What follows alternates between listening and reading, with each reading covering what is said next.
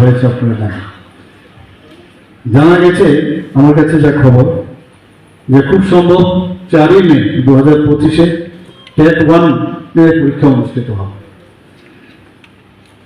আমরা এই সরকার আমরা চাই যে প্রশাসনের স্বচ্ছতার সাথে সাথে গতি যেন আরো বেশি করে আসে এবং বিভিন্ন দপ্তরে, শুধু এডুকেশন ডিপার্টমেন্টে নতুন নতুন পদও আমরা সৃষ্টি করছি এবং পুরনো পদগুলো যাতে ফিল আপ করা যায় তারও আমরা ব্যবস্থা আমরা করছি।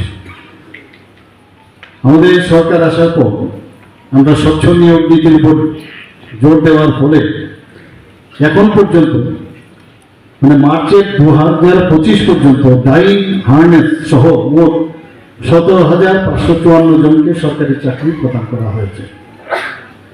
গত 26 এপ্রিল রবীন্দ্র ভবনে আমি এই ডাইং ইন হার্নেসের যে সংখ্যাটা আমি বলিনি, যে কারণে একটা পত্রিকার মধ্যে এই বিষয়ে ওনারা জানতে চেয়েছিলেন যে কি করে উনি সংখ্যাটা মানে আগে একরকম বলেছেন এখন আরেক রকম বলছেন।